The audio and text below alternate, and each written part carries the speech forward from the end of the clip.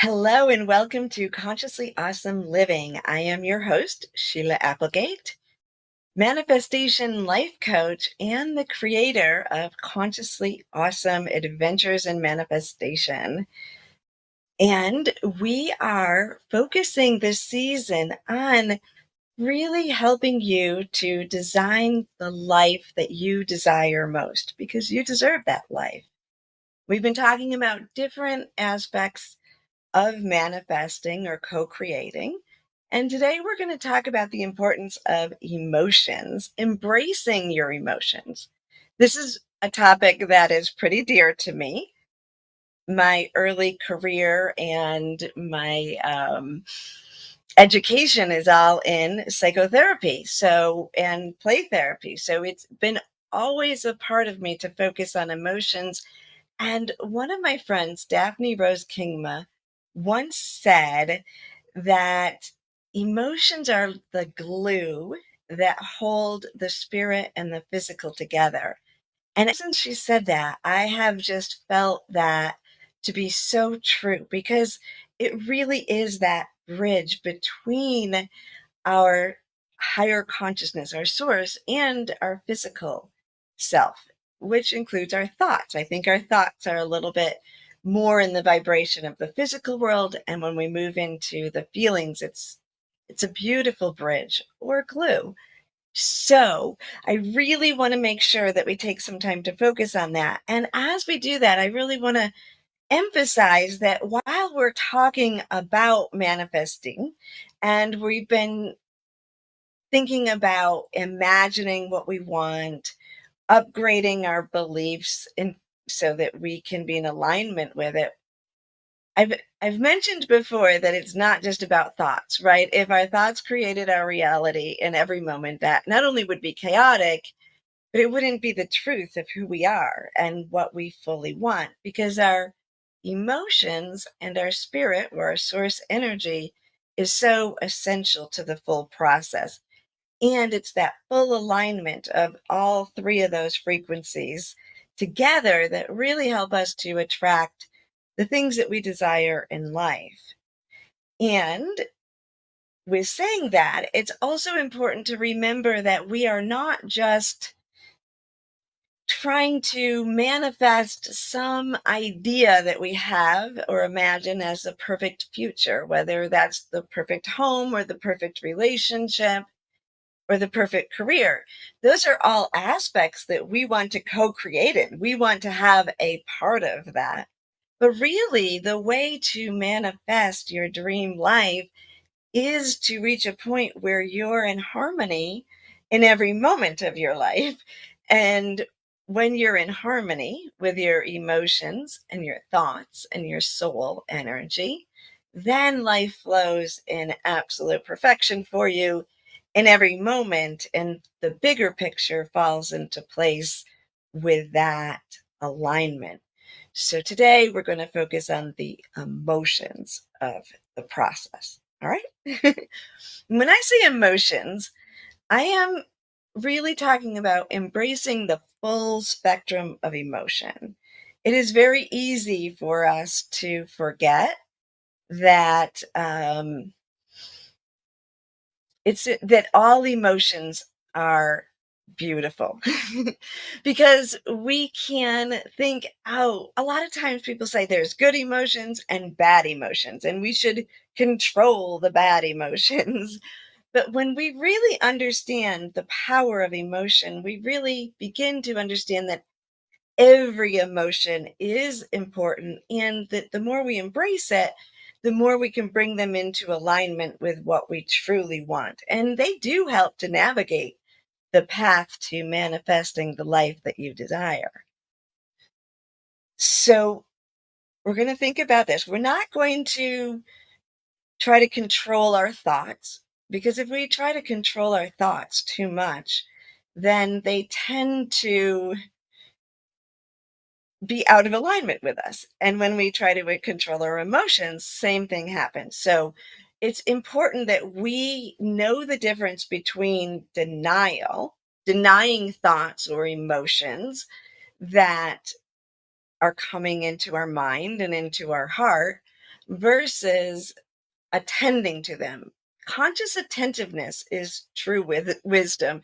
That is when you bring your thoughts and your emotions into harmony with each other and you're willing to acknowledge all of them. And there's some intricacies to this because we're not wanting to go down the path of just being miserable all the time or having fearful thoughts all the time. We want to acknowledge that in the process of it. And when we're talking about emotions, they have a frequency that is even more powerful than thoughts. So think about this. Um, when you are worried or you're fearing something might happen, right? Doesn't even have to be happening. You're worried about how you're going to pay your bills, if your child is going to get home from school safely, whatever it is, the trip that you're going on, your body can actually respond to that imagining with emotion. Your heart rate can raise, your cortisol levels can increase, and you can have all the symptoms of anxiety or fear. In the fear, the flight, the fight or flight mode can hit you when there's no danger except for the perception of that in your mind. When we think about that, we realize just how powerful emotions are. That it's just even in the thoughts, the imagining of something, that it can raise the intensity. Same thing can happen with joy. When we're anticipating something from a place of joy, we may just like feel that bubbling up inside of us.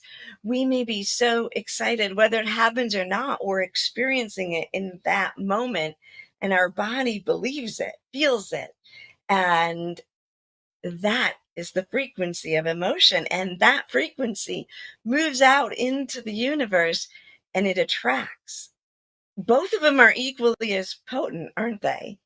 But when we're going into the fear and we're really going down that tunnel, then we're drawing more of that energy to us. And our uh, thoughts and our feelings get all tied up in that. And it can have a powerful kind of avalanche effect. Same thing happens when we move into the joy and the love. We have that avalanche effect. Now, I know I just said there's no good emotions and there's no bad emotions. And then I described that to you, and you're probably thinking, seems to me like there's a right or wrong there, right?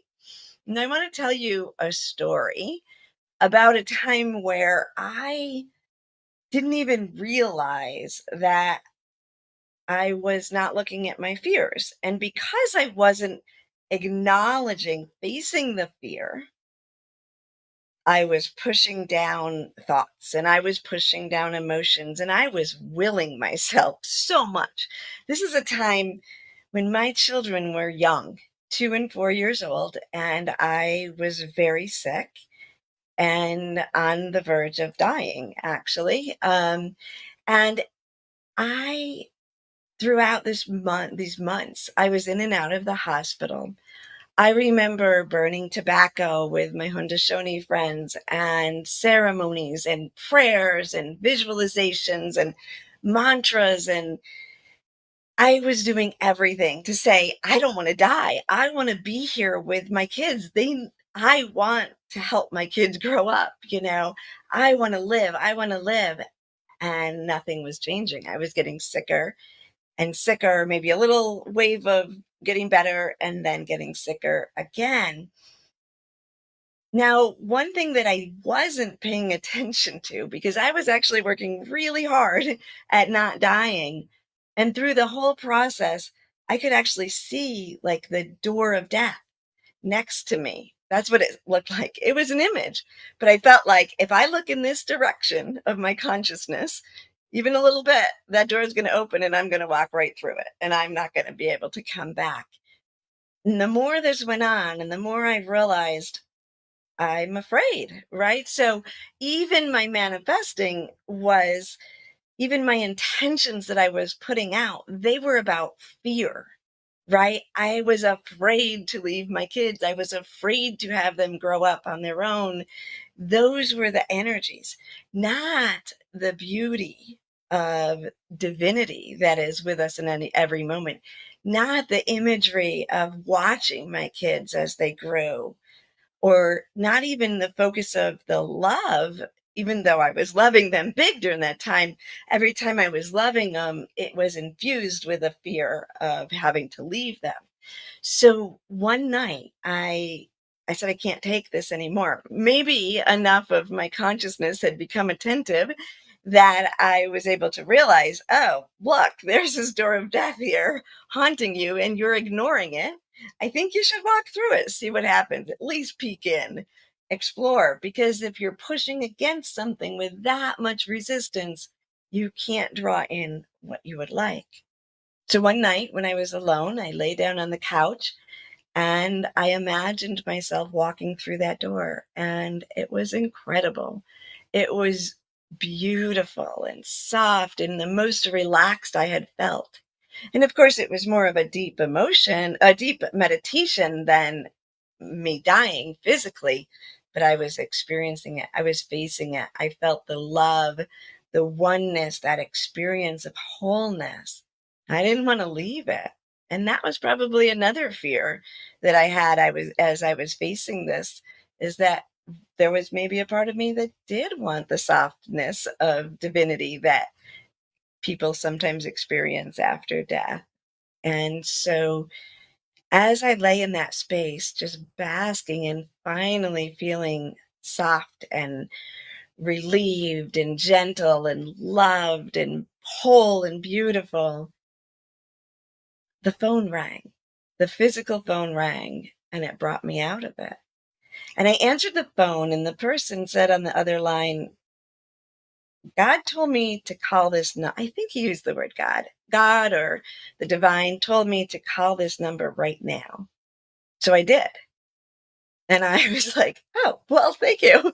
Because I was just kind of on the verge of death and you called me back. And I just said it. I didn't know this person. He didn't know me. He just made the phone call. Now I was off the couch and walking around, and this person was talking to me about this. And I was sharing my process with a stranger because I hadn't talked to the people in my life about it because I didn't want to admit the things I was feeling. So there is, to me, a beautiful expression of when we are really willing something, how important it is to tune inward, to be willing to experience all the emotions, the fear, the anger, the doubt, the joy, the hope, the peace, all of it in harmony with each other. And when we do that, the frequency aligned. When I was in that space, my frequency aligned, and the divine, the oneness, the universe, God was able to bring forth the energy. And I did end up healing very shortly after.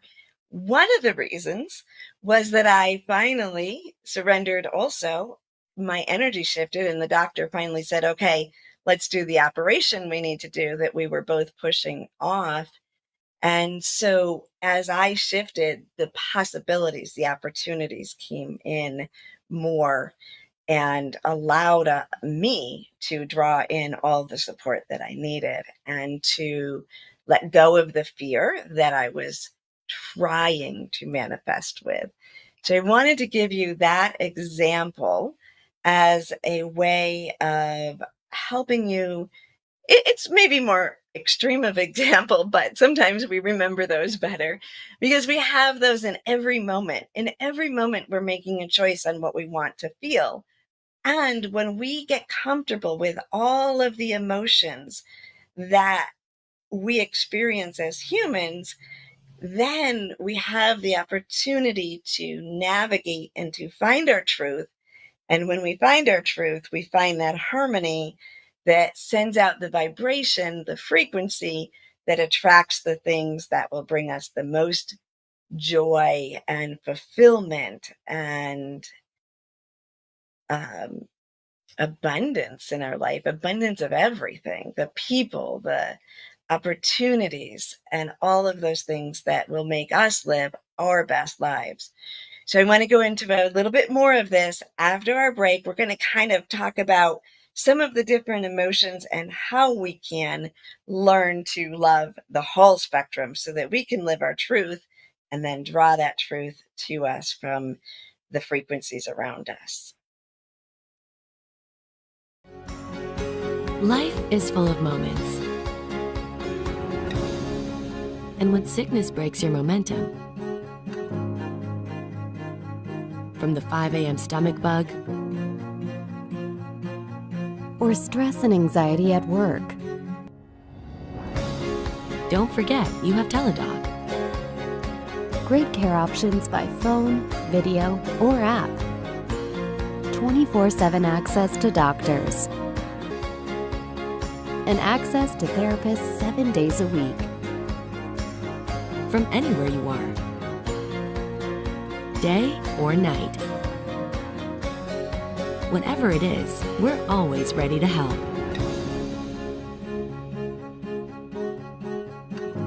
So you can get back to enjoying life's best moments faster. Life is good. Enjoy it well. Visit a doctor today without even leaving your home. For as little as $19.95 per month for a family plan, you get access to board-certified physicians as often as you need it, and there's $0 for medical visits anytime, anywhere. Register now by visiting soulivity.com/health perks. That's soulivity.com/health perks.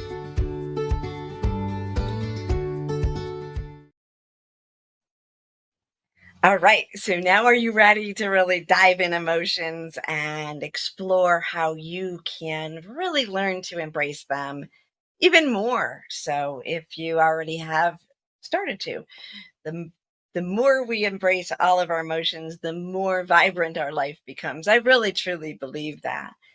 And, I gave you an example of a pretty extreme time in my life when emotions were impacting my desire to manifest, because sometimes it's easier for us to see the big things, to see the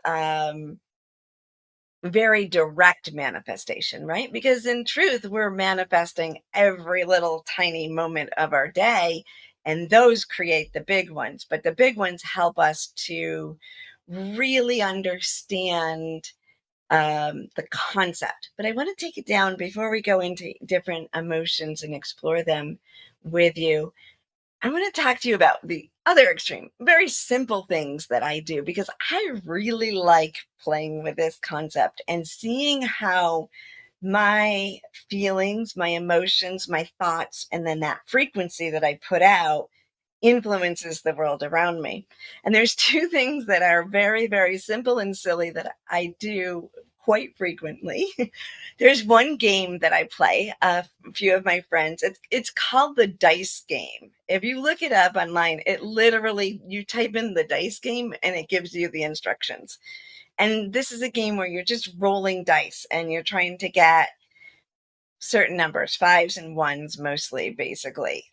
And I will play that game. And what I will do when I play that game with someone else or just rolling it by myself is I will play with shifting my mood, my thoughts, and my attitude about it. And we have like evidence, right, that we can affect dice, that that's just random, right? But when I shift my energy to frustration, I really want to win, I don't want that person to win, or I start thinking about things that bug me in life or things that whatever, just the yuck feelings. Those, they're not bad. They're just yucky, right? They're just like, maybe I'm thinking, well, I'm not getting good enough numbers, whatever.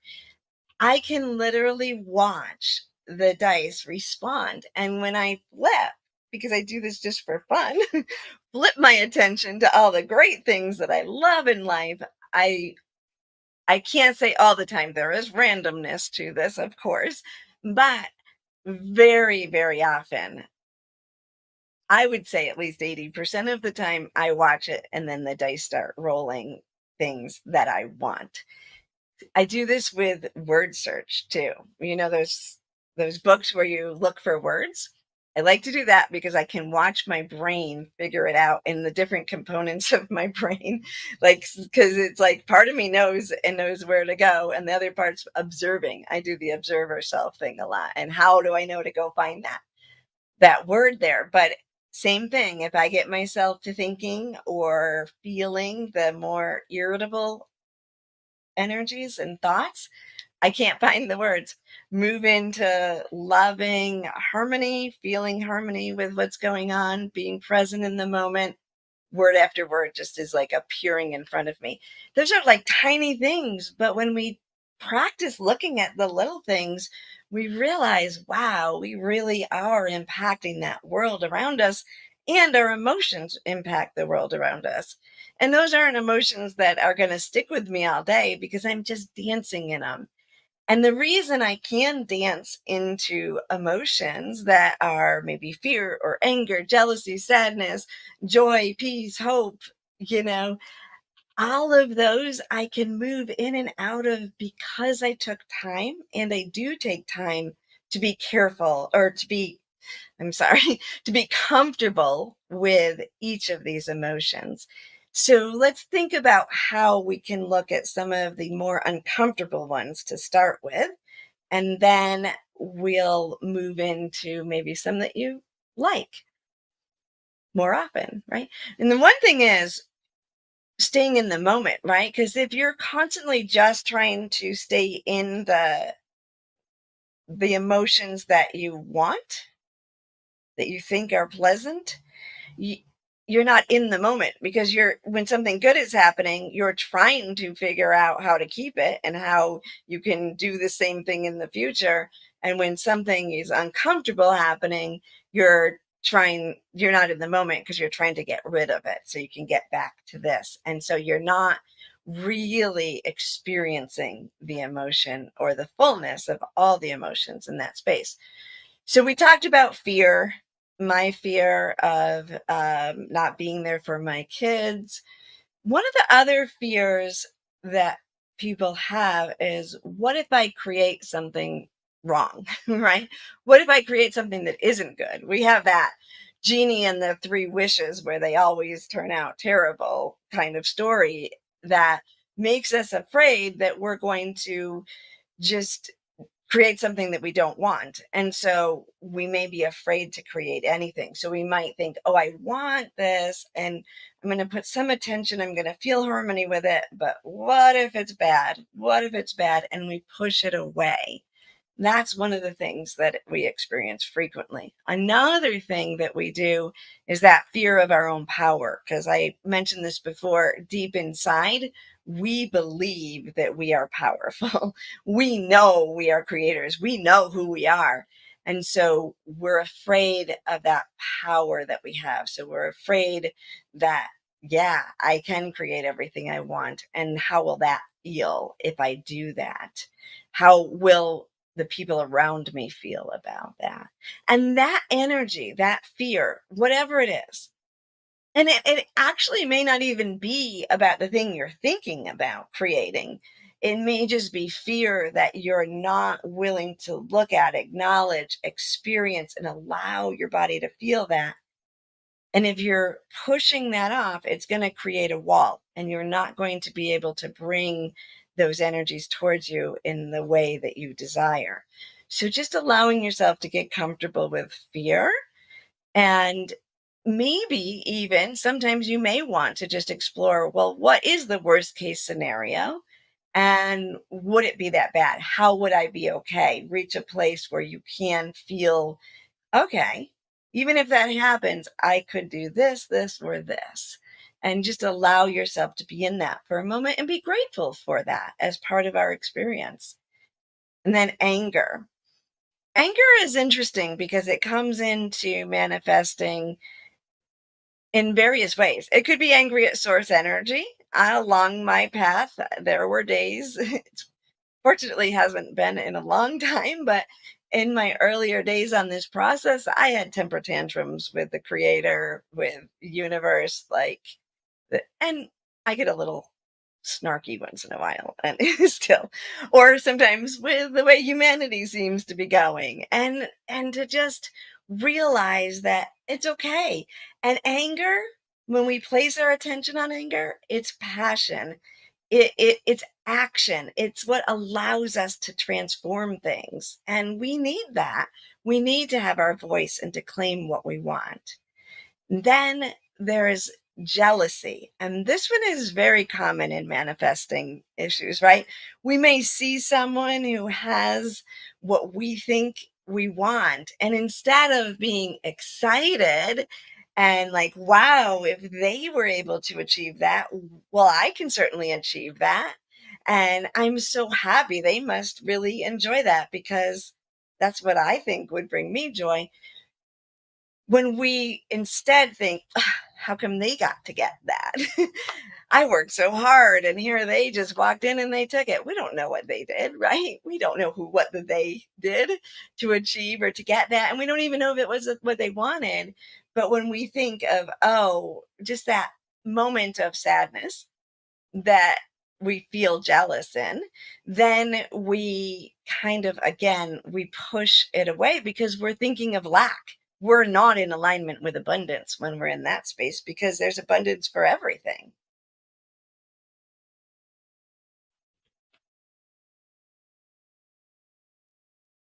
And then there is sadness and grieving. And we really need to grieve in order to allow ourselves to move through any sadness, to let us move to the next phase. And when I talk about grieving, I'm talking about grieving little things, right? Because if you're creating something new in life, you are leaving something behind. If you're creating a new house, you're leaving an old house behind, maybe. A new partnership, you may be leaving an old partnership. Or you may be grieving what you thought you were going to do in life, what you thought you wanted, now that you realize you want something different. And taking a moment to experience the sadness and the grief from all the little steps is essential. And when you open up to all of that, joy starts pouring in and hope starts pouring in. And that frequency allows you to bring in all the energies of the universe and support you in your manifesting. And we are going to talk more about that joy and all the power of it in a later show. But for now, just allow yourself to go in, feel those emotions, and embrace all of them, and watch how much more passion, joy, and abundance comes your way. It has been amazing spending this time with you, and I look forward to seeing you again next week. If you want to learn more about my work or consider taking the Consciously Awesome Adventure, a deep dive into manifesting and integrating all your levels of consciousness, that will begin on January 16th. And I will be back next week to speak about more brilliance and designing your perfect life.